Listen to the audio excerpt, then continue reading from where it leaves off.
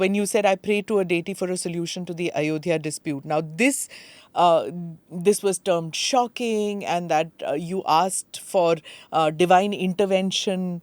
There were many views about it, whether it was what led you to make that decision that day. Was it because you prayed? So if you could explain Well, this to me. like everything else on social media, what I said has been misconstrued. Because what you say is then sort of compressed into, a small short of 20 seconds. And what you said on a particular occasion is then put forth in 20 seconds as your view, which is not so. Now, I must tell you that when I spoke on that occasion, just before I laid down office, I went to my own village, which is about an hour and a half from Pune. It's a village called Kanersar, which is predominantly an agricultural community. And I thought I must go to my village. We have a old house built in the 18th century, which was there. And I thought I must go there and finally meet everyone before I lay down office.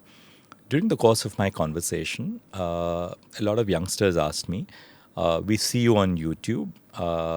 Many of them have now left the village, like I left, and so many other people have left.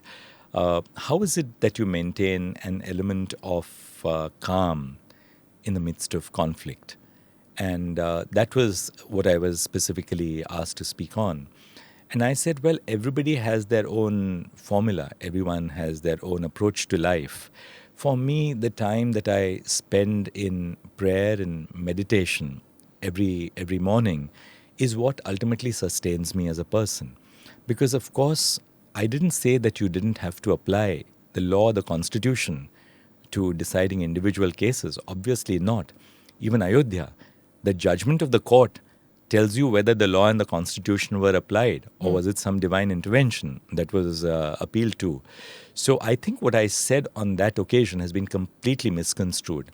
And I say so because what essentially I was saying was, and which I repeat, is that all judges work in areas of intense conflict throughout their working lives. It may be a dispute between two commercial interests. The standard case, in a commercial court, a dispute between two wings of the family, a spouse or spouses, disputes over child custody, disputes at a higher level between two levels of government, a state government and the central government, disputes over the sharing of river waters. Capital punishment, even that would cause? Oh, yes, of course, because, something like capital punishment, a heinous offense. Then you ask yourself, well, within the parameters which have been laid down by a court, can I say that this particular crime is so horrendous, or that this particular criminal is so beyond redemption that the state can be justified in taking the life of that person?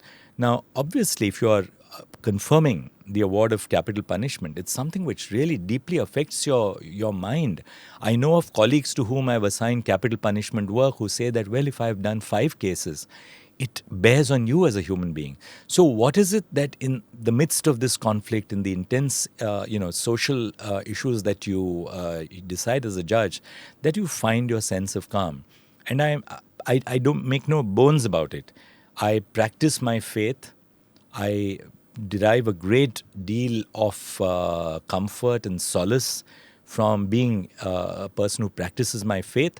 But what I want to also emphasize is that your ability to do justice in court and in terms of the constitution, the law, does not depend on whether you are an atheist. To be truly dispassionate, a judge does not have to be an atheist.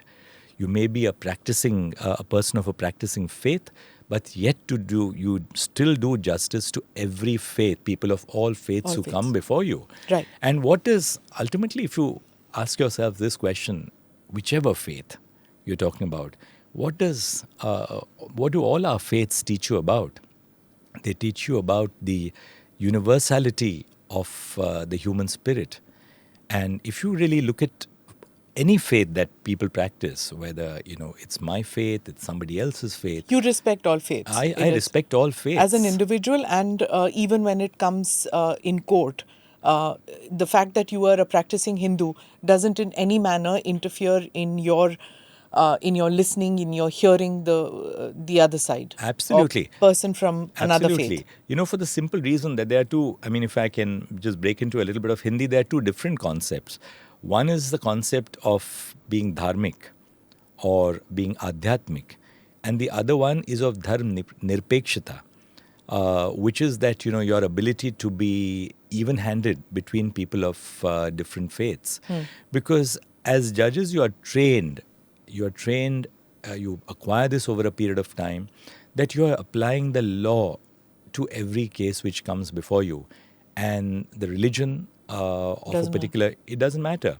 Right. But sir, There are cases, yeah. there are cases, for instance, where, say, the caste of a person is a factor. For instance, suppose a Dalit, I had a case where a blind Dalit girl was raped. Now, I define that as a case of intersectional discrimination.